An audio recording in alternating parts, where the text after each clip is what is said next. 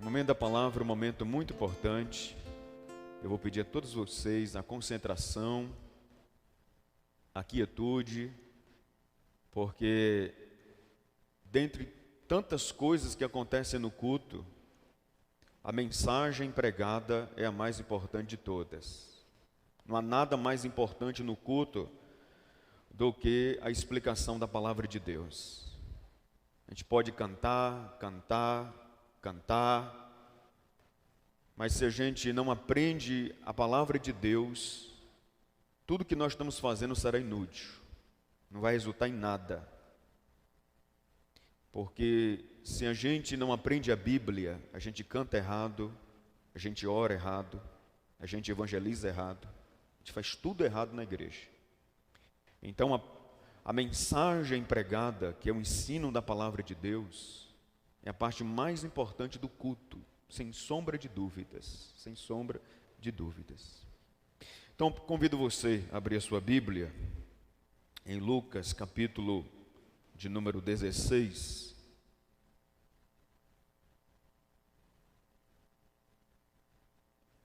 Lucas capítulo 16. Nós vamos ler a partir do verso 19.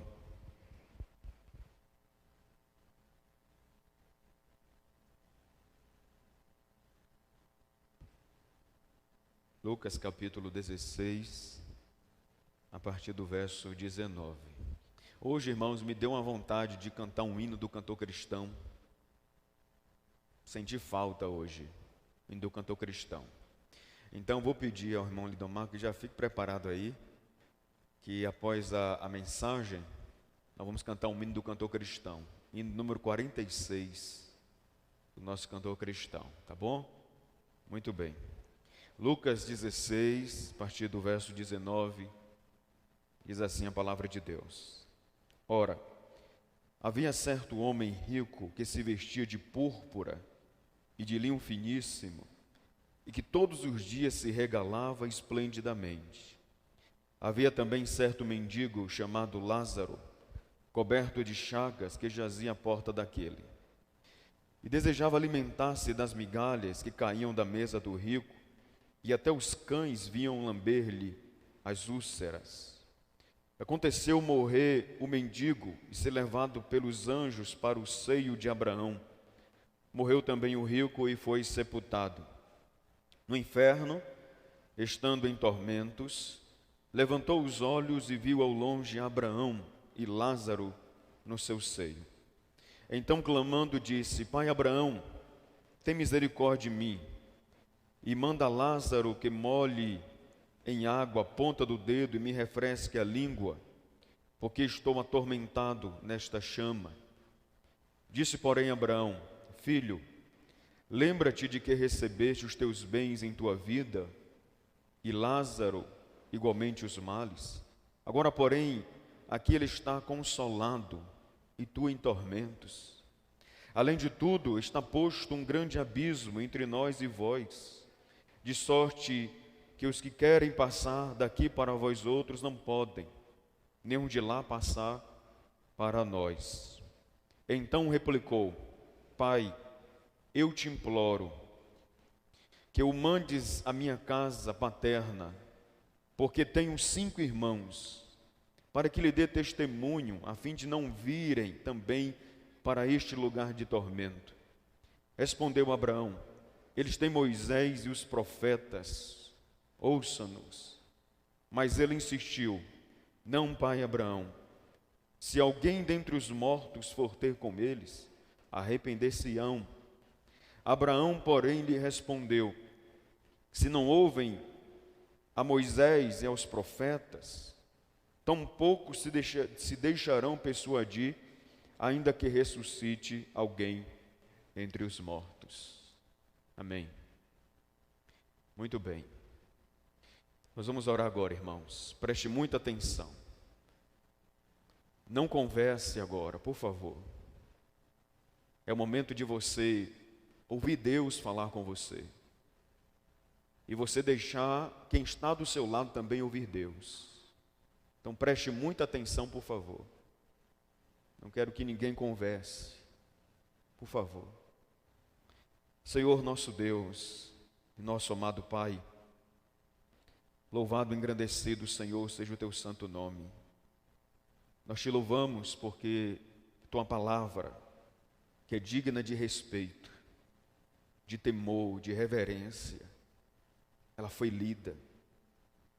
Essa palavra que é santa, que é eficaz, que penetra como espada de 2 gumes no interior do ser humano e é apta para discernir os pensamentos e as intenções do coração. Nós louvamos ao Senhor pelo privilégio que nós tivemos agora de ler a tua palavra e de ouvi-la. Mas agora, Senhor, aplica a tua palavra no nosso coração, produzindo temor na nossa alma, produzindo mudança no nosso comportamento. Faz isso, Senhor. Nós te rogamos e te agradecemos em nome de Jesus. Amém. Meus irmãos, eu quero pregar nessa manhã, tendo lido o texto, eu quero dar um tema para a minha mensagem desta manhã, e o tema é: valorize a sua família. Valorize a sua família. Há um provérbio popular que eu acho bem interessante, que diz o seguinte: não deixe para fazer amanhã o que você pode fazer hoje. Isso é um provérbio popular, isso é um dito popular que é uma grande verdade. Não deixe para fazer amanhã o que você pode fazer hoje. Muitas pessoas deixam para lembrar, reconhecer ou valorizar tarde demais. Tarde demais. Infelizmente, o ser humano só dá valor quando ele perde. Nós temos, via de regra, esse mau costume. Enquanto temos, criticamos. Enquanto temos, potencializamos os defeitos. Enquanto temos, reclamamos. Mas quando perdemos, valorizamos. Quando perdemos, sentimos falta. Quando perdemos é que nós damos o devido valor. Nós temos esse mau costume. Felizmente, o ser humano só valoriza a saúde quando ele adoece. Quando vem a doença, ele valoriza os momentos bons de saúde que ele nunca agradeceu por ter. Felizmente, valorizamos a comida quando nós passamos fome.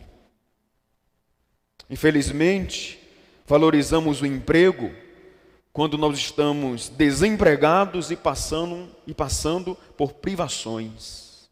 Aí valorizamos o emprego. Felizmente, valorizamos os amigos quando nós estamos sozinhos.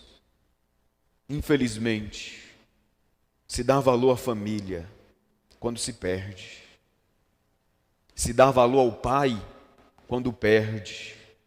Dá valor à mãe quando a perde. Dá valor aos filhos quando os perdem. Dá valor ao marido quando perde. Dá valor à esposa quando a perde. Infelizmente. E não tem dor pior, irmãos, a meu ver, do que a dor do remorso. A dor da consciência. Aquela dor que martiriza, que perturba, que não basta dormir pensando que no outro dia vai estar tudo bem, que não vai estar. Não basta tomar um ansiolítico, um calmante, um sonífero, pensando que no outro dia, ou quando depois, esse remorso vai embora, porque não vai. A pior dor que um ser humano pode sentir é a dor do remorso. É a dor da consciência. Ela escraviza, ela julga, ela abate o ser humano. A dor na consciência. O velório, por exemplo. Ao meu ver, o velório não é somente a despedida do corpo de um ente querido. O velório, irmãos, é a expressão da consciência daqueles que ficam. Você pode observar, em um velório, a consciência das pessoas que estão ali presentes, os amigos, os parentes, a consciência, ela é expressada através de lágrimas, através do discurso, através do desespero, do grito. É a consciência sendo expressada através de um comportamento, através de uma expressão. Há aqueles que durante um velório, eles choram, mas é um choro de saudade. Mas é um choro também de uma consciência em paz. Dizer assim, eu amei até o fim. Eu cuidei até o fim. Eu fui fiel até o fim da vida dele aí. Mas chora. Mas é o choro da saudade que machuca. Dói. Mas a consciência está em paz. Porque eu cuidei. Porque eu amei. Mas há um outro tipo de comportamento em um velório que é desesperador. Que não é um choro só da saudade, mas é o choro do remorso. É o choro da consciência dizendo assim, está vendo aí, olha, você não amou e agora você não pode mais expressar o seu amor para que ele veja. Está vendo aí, olha, você maltratou, você falou mal dele o tempo todo. Agora quando ele morre você está arrependido. Mas é tarde demais para você chegar para ele em vida e pedir um perdão a ele. Tarde demais. É aquele mau filho que sempre tratou o pai e a mãe de maneira ríspida, rebelde, arrogante, sempre desprezando os conselhos dos pais. E quando vê o pai no caixão, se desespera. Chora, grita, mas ali não é só saudade, ali é remorso, a consciência, acusando aquela pessoa. Por isso, irmãos, não deixe para fazer amanhã o que você pode fazer hoje. Com aqueles que estão ao seu redor, principalmente a sua família, que estão vivos. E ao meu ver, essa passagem que nós lemos, do rico e Lázaro, expressa essa verdade. Eu quero me ater apenas em um momento, quando o rico, ele está no inferno, e ele faz uma oração, está aí a partir do verso, acompanhe comigo por favor, verso 27 do capítulo 16 de Lucas. Então replicou: Pai, eu te imploro, que eu mandes a minha casa paterna, porque tenho 5 irmãos, para que lhes dê testemunho, a fim de não virem também para este lugar de tormento. Respondeu Abraão: eles têm Moisés e os profetas, ouça-nos. Mas ele insistiu: não, pai Abraão, se alguém dentre os mortos for ter com ele, arrepender-se-ão. Abraão, porém, lhe respondeu: se não ouvem a Moisés e aos profetas, tampouco se deixarão persuadir, ainda que ressuscite alguém dentre os mortos. Observe que, neste momento, o desespero deste rico, que não foi para o inferno porque era rico. Não é que o céu é lugar só para os pobres, não. Ele não foi para o inferno porque ele era rico. Ele foi para o inferno porque ele era ímpio. Porque ele não temia Deus. Porque ele era individualista. Porque ele era arrogante. Porque ele tinha um coração duro. Ele tinha um coração tão duro, tão insensível, que Lázaro, pobre, necessitado, precisando de comida, ele fazia desdém de Lázaro. Ele dava apenas aquilo que caía da mesa. dele. Ele era arrogante, ele era soberbo, ele era prepotente, era um homem mau de coração.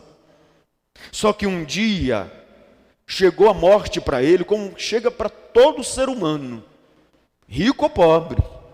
Um dia a morte chegou para ele. E quando a morte chegou para ele, ele encontrou uma realidade que ele não conhecia, que ele não estava acostumado. Porque ele estava acostumado na terra a viver em regalias, a viver em fartura, a ser bajulado, a ter muita gente elogiando ele.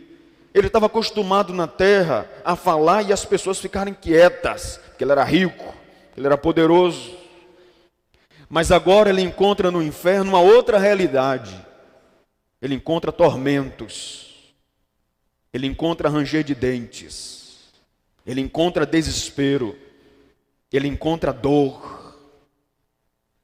Ele não está sendo consolado, ele está em um lugar de tormento. Mas eu quero que você preste muita atenção, porque há um momento dele no inferno que ele lembra da família dele. A consciência pesou no inferno. Talvez você me pergunte, mas pastor, quer dizer que as pessoas que porventura estarão no inferno vão ter consciência? Mas não está lá a alma da pessoa, o corpo não está no túmulo? Mas uma das faculdades da nossa alma é a consciência. Isso vem da alma, isso não vem do corpo. Isso vem da alma. Sentimentos, vontade e consciência são faculdades da nossa alma e não do nosso corpo. É da nossa alma. É na alma que se encontram essas faculdades: vontade, consciência e sentimentos. Por isso que esse homem está no inferno, tendo consciência, ele lembra da família, ele está tendo sentimentos, porque ele está triste, porque ele está abatido, e ele tem vontade, porque ele roga a Abraão, ele roga também a Deus, para que salve a família dele. Agora preste muita atenção, porque há algumas verdades aqui que a gente precisa aplicar nas nossas vidas, para a gente não cometer o mesmo erro desse rico. Augusto Cury, ele cita a frase de um pensador em um dos seus livros, acho bem interessante. Ele diz o seguinte: o inteligente erra para aprender. O sábio observa o erro dos outros e aprende. Na vida, nós precisamos ser inteligentes e sábios, porque não tem como permear esta vida sem errar. Todos nós erramos e vamos continuar errando. Então, na vida nós precisamos ser inteligentes, porque o inteligente é aquele que cometeu um erro, mas ele reconhece o seu erro e ele aprende. Não é que o erro é pedagógico, não é o erro que é pedagógico, é o reconhecimento que é pedagógico. Porque se errar nos fizesse crescer, então seria melhor errar e não acertar. Não é o erro que nos faz crescer, é o reconhecimento do erro. Tem gente que está errando e não é inteligente não, está sendo tolo, e continua no erro. Mas ser inteligente é errar, reconhecer o erro e aprender, amadurecer, ter um novo comportamento, ter uma nova ação. Isso é ser inteligente. Mas o sábio é o que nós precisamos ser também, porque não precisa a gente passar por certas experiências para a gente tirar as nossas conclusões, não, irmãos. Basta olhar para os lados, basta pegar alguns exemplos e você aprende. Não viva nessa filosofia de vida, eu quero pagar para ver. Não seja como Tomé, eu só acredito vendo. Não seja como Tomé, não. Aprenda com o erro dos outros também. Por que que na Bíblia não há apenas os acertos dos homens e mulheres de Deus? Por que que na Bíblia Deus inspirou para que alguém colocasse os erros de Davi, os erros de Pedro, os erros de Moisés, erros de Sara? Por que que na Bíblia tem isso, irmãos? Será que a intenção de Deus era expor a pessoa para diminuí-la? Com certeza não. Deus colocou os erros de Moisés, de Davi, de Sara, de Abraão, deste rico na Bíblia, pensando em mim e você, para a gente não cometer o mesmo erro deles. Então é agora o momento da gente ser sábio e olhar agora o que esse rico fez de errado para estar sofrendo tanto no inferno, com a consciência pesada em relação à sua família. Porque o que o fez sofrer no inferno é saber que ele não poderia mais ajudar a família dele. O que é que ele fez de errado? Em primeiro lugar, ele orou tarde demais. Irmãos, nós estamos diante de uma oração fervorosa. Nós estamos diante de um homem que está orando de maneira fervorosa, desesperadora, e ele tem fé de que Deus é poderoso para salvar a família dele, para poupar a família dele do inferno, o mesmo lugar onde ele está. E que é que ele roga? Abraão, manda alguém ir lá na minha casa. Eu tenho 5 irmãos. Para que eles não venham para este lugar de tormento. Observe, ele tá tendo no coração compaixão. Ele sabe que há um grande abismo entre o céu e o inferno, que aqueles que estão no inferno não podem ir para o céu. Ele já sabe disso. Os versículos anteriores, é Abraão ensinando isso para ele. Olha, os que estão aí não podem passar para cá, nem tampouco os daqui passar para lá. Uma vez do inferno, sempre no inferno. Não tem purgatório, não tem segunda chance. Não tem como você sair daí mais. A oportunidade que você teve foi quando você estava vivo na terra. Você não tem mais oportunidades. Acabou. Acabou. Aí ele se desespera, e agora ele tem compaixão no coração. Ele diz: então manda alguém dentre os mortos, e ter com minha família, porque eu tenho uns 5 irmãos, e eu não quero que eles venham para este lugar de tormento. Que oração bonita, né, irmãos? Que oração fervorosa, que oração humanitária, pensando na família e rogando a Deus pela família. Mas pena, que foi tarde demais. Precisou ir para o inferno para poder reconhecer a importância da família na vida dele. Precisou ir para o inferno para reconhecer a importância da oração pela família, pela salvação da família. Ele não orava pela salvação da família dele. Ele não orava. Ele orou tarde demais. Tarde demais.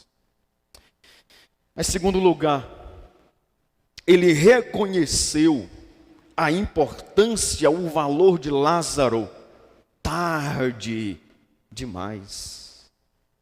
Observe que agora no inferno, ele diz, no verso 25, disse, porém,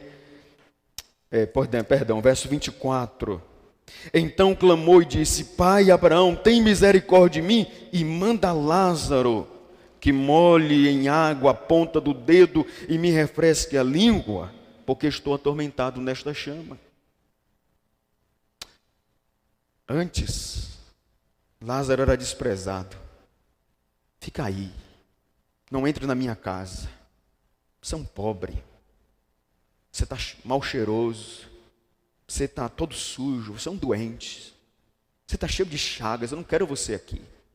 Não quero você na minha casa. Eu sou rico. Eu tenho um nome a zelar. Eu tenho uma reputação a zelar. E não vai ficar bem e pobre na minha casa. Eu não quero pobre na minha casa. Isso não fica bem para mim. Isso não fica bem para o meu status social. Isso não fica bem. Então, uma forma de expulsar Lázaro era dando o que caía da mesa dele. As sobras não do prato, mas que caía no chão. Dá para ele, para ver se ele vai embora. Está me incomodando. Vou tratá-lo como um cachorro, para ver se ele vai embora. Agora no inferno, ele clama a Deus e diz assim: manda Lázaro. Agora ele é importante. Agora Lázaro é importante. Por que não valorizou enquanto estava vivo na terra? Sabe, irmãos, às vezes nós só damos valor para as pessoas quando nós as perdemos. Pessoas boas, pessoas que estiveram ali perto de nós para nos ajudar, e a gente não deu valor para elas. Mas sabe que muitas vezes damos o valor? Pessoas que nos prejudicam, pessoas que nos fazem mal, pessoas que vêm trazer para a gente vícios, vício da bebida, o vício da droga, pessoas que vêm para manchar o nosso casamento, através da infidelidade. É um homem que não dá valor à esposa, mas dá àquela mulher de fora, que elogia, que dá para ele prazeres, mas que no final da corrida, quando ele estiver doente, acamado, quem vai cuidar dele é a esposa, não é amante. Não é amante, amante não cuida de homem nenhum. Amante quer dinheiro, amante quer prazeres, amante quer curtição, amante quer sair, quer roupa, quer status. E é o homem que não valoriza a esposa, não dá valor, trata como se fosse um animal dentro de casa. Esse rico, ele tinha uma bênção na casa dele. Um homem de Deus. Sim, era pobre. Sim, era um doente. Se fosse colocar Lázaro para ser avaliado pela teologia da prosperidade, Lázaro era o pior crente que havia. Porque a teologia da prosperidade ensina o seguinte: crente de verdade é rico e é saudável. Se você tem doença, é porque você tem demônios. Se você é pobre, é porque você não tem fé. Então, se fosse colocar Lázaro na frente desses pastores da teologia da prosperidade e perguntar para eles: olhe para Lázaro, aqui é um crente de verdade? Com certeza eles iriam dizer: nunca. Isso não é crente não, gente. Isso é um homem muito longe de Deus. Olha para ele, sujo, mal cheiroso, doente e pobre. Como as pessoas gostam de dar valor aos outros pelo aquilo que têm, não é verdade? Só dá valor aos outros pelo aquilo que têm. Os que não têm, muitas vezes não são valorizados. Mas o rico tinha uma bênção dentro da casa dele, pertinho dele, que queria ser um instrumento de bênção na vida dele e da família dele. E ele não deu valor. Mas no inferno, ele deu valor. Tarde demais. Tarde demais. Deixa eu dizer para você, meu irmão, dê valor para quem quer o seu bem. Dê valor para quem de fato lhe aconselha para o seu bem. Dê valor para quem realmente te coloca para cima e não para baixo. Dê valor para quem te leva para mais perto de Deus e não para quem distancia você de Deus.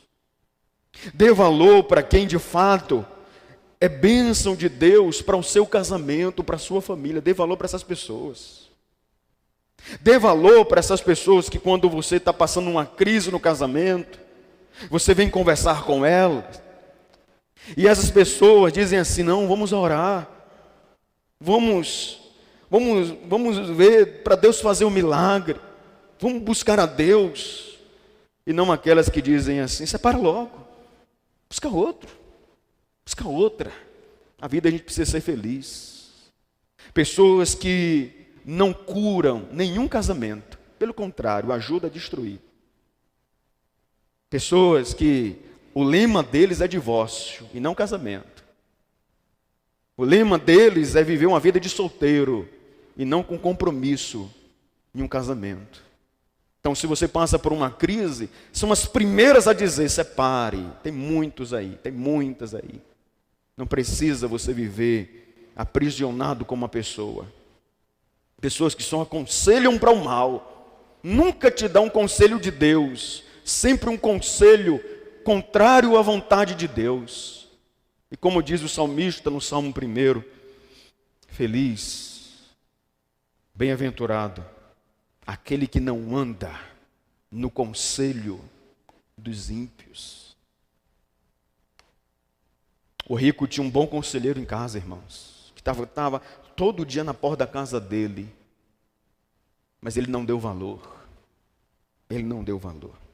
Terceiro lugar, ele lembrou da sua família tarde demais.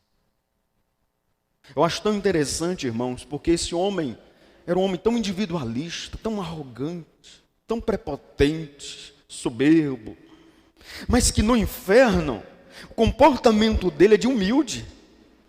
Vocês conseguem observar isso? O comportamento dele no inferno é de um homem humilde, um homem família, um homem amoroso, preocupado com os outros.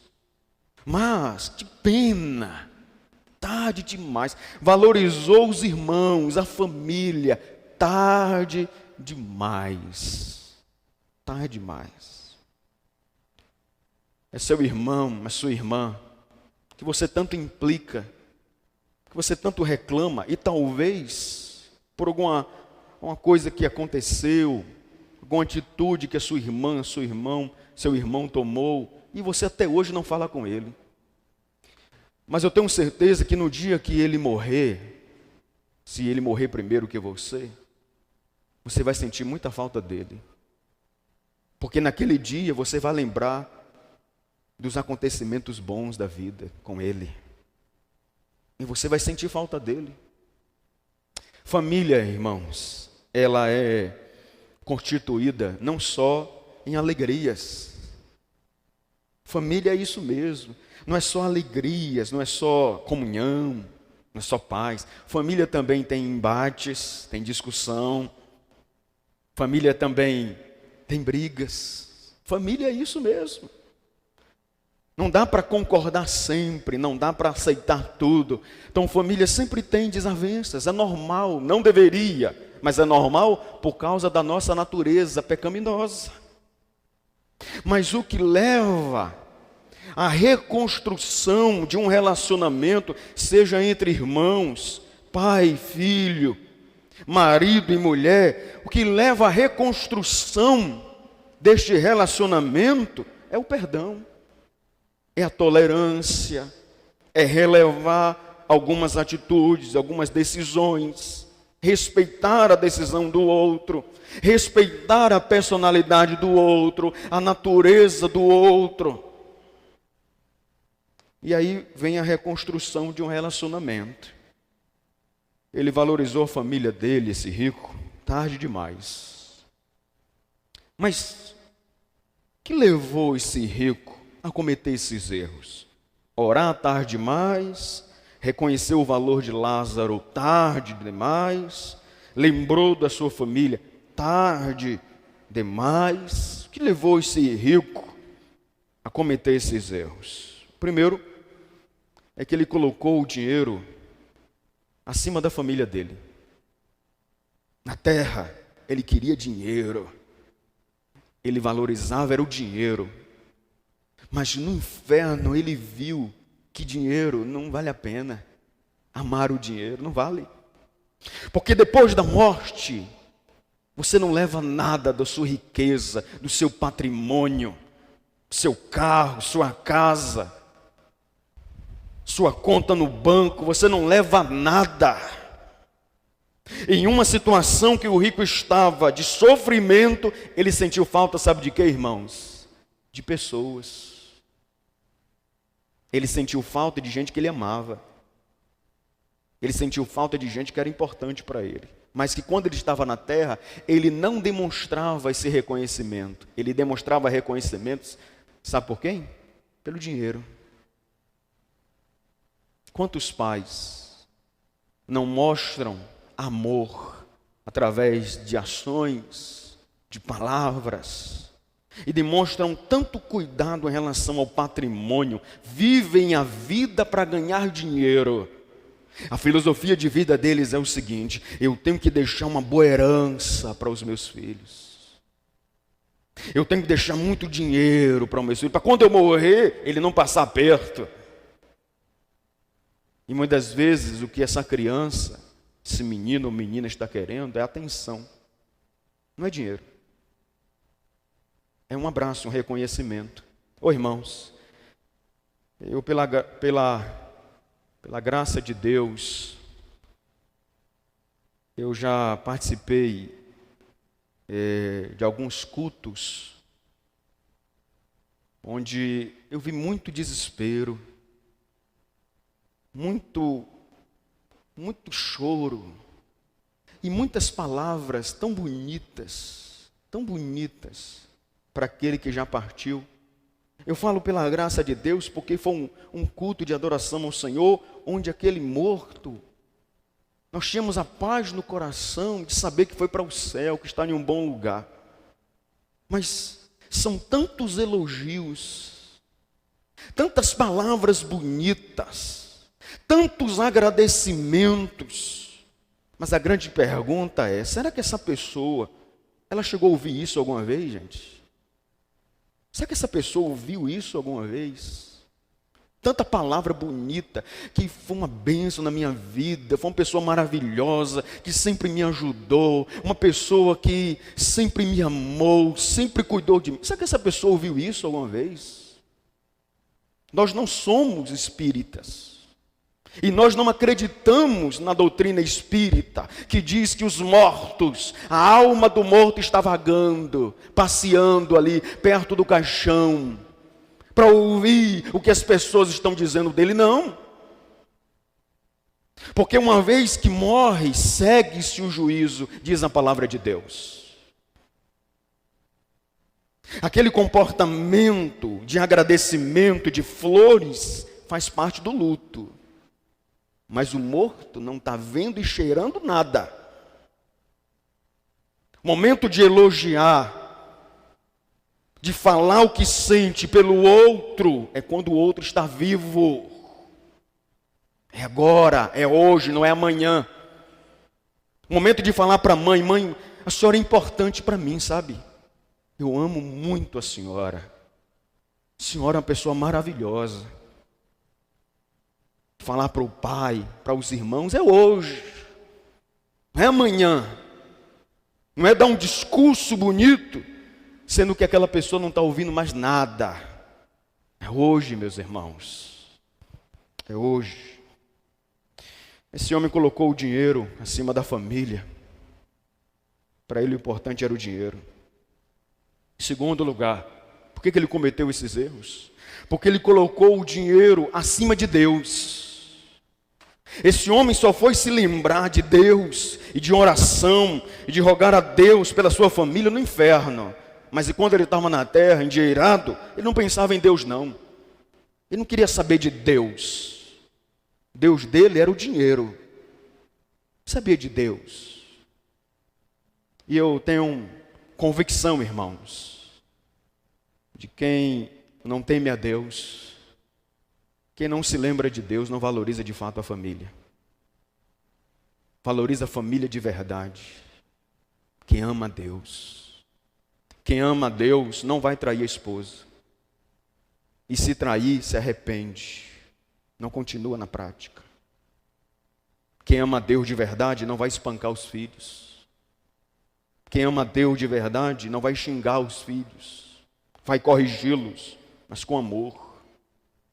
Quem ama a Deus de verdade vai tratar bem a sua esposa. Quem ama a Deus. Quem ama a Deus de verdade vai tratar bem o seu esposo, vai valorizá-lo. É Deus que nos impulsiona a valorizar a nossa família, irmãos. Mas esse homem dessa história não dava valor a Deus, não. As coisas espirituais, não. As coisas espirituais, jamais. Na casa dele não tinha culto doméstico. Na casa dele não tinha leitura da Bíblia, não tinha oração na casa dele. Na casa dele tinha dinheiro. Na casa dele tinha uma riqueza material, mas não tinha riqueza espiritual. Uma família materialista. O importante era o status social e não Deus. Não Deus. Mas em terceiro lugar, irmãos, ele deu valor a quem era o instrumento de Deus para abençoar a sua família. Muito tarde. E eu quero que você saia com essa verdade em sua mente. É o momento de nós valorizarmos as pessoas que de fato nos amam e que é o nosso bem, que é a nossa família. É o momento da gente valorizar os que são da casa e não apenas aqueles que são de fora. Não adianta valorizar a igreja se você não valoriza a sua família, você não está agradando a Deus. Não adianta você dizer que tem satisfação, alegria em estar aqui na casa do Senhor e você não tem nenhuma satisfação e alegria e nenhum mínimo de vontade de estar com sua família. Você não está agradando a Deus. Porque aquele que não cuida da família, especialmente da sua própria casa, negou a fé e é pior do que o infiel. Os crentes mais fervorosos, os crentes mais dedicados, os crentes mais fiéis a Deus, são aqueles que dão valor à sua família. Na ordem de valores está Deus, família, igreja, trabalho. Essa é a ordem de valor. Eu vou lhe explicar o porquê que é essa ordem de valor. Deus, amarás o Senhor teu Deus, de todo o teu coração, com toda a tua alma, com toda a tua força. Deus tem que ser o alvo do nosso amor, acima de tudo e de todos. Acima de todas as pessoas, até mesmo da nossa família. Até mesmo da nossa família. Deus tem que estar acima de tudo. Qualquer pessoa que você amar mais do que Deus, você me idólatra. Você está idolatrando. Isso é idolatria. Abaixo desse valor está a família. Porque não adianta você ser um bom obreiro na casa de Deus. Não adianta você trabalhar, ter o seu dinheiro e até mesmo gastar o seu dinheiro investindo na casa, dando presente para os filhos, se você não cuida da sua família, se você não abraça, se você não ama sua família. Não adianta. O dinheiro não vai consolar os seus filhos, enxugar as lágrimas dele. É você, como pai, como mãe. É você, não é o dinheiro que vai fazer isso. Abaixo da família está a igreja. Por que a igreja tem que estar acima do trabalho? Porque se você trabalha e você não congrega, você não dá valor à igreja, se você não está nem aí para a igreja, porque o que você quer é estar com a família, é trabalhar, e você não congrega, você não está agradando a Deus, você se esfria na fé, meu irmão. Pare de congregar e você vai ver que você se esfria na fé. A igreja é importante nas nossas vidas. E abaixo da igreja está o trabalho. É preciso. É preciso. Agora, quando não se tem essa ordem de valores, vai pegar o trabalho, vai pegar o dinheiro e colocar no topo. E Deus vai lá para baixo. Trabalho, família, até mesmo igreja, mas Deus nada. Deus se sobrar. Deus se eu tiver tempo. Deus, quando num domingo que eu estiver tranquilo, eu vou para a igreja, eu vou buscar a Deus. Deus nos abençoe, meus irmãos. Que possamos ser sábios e aprender com este homem, que a Bíblia não dá o nome dele, mas fala da sua condição. Era um rico, mas que infelizmente não valorizou a sua família em tempo oportuno.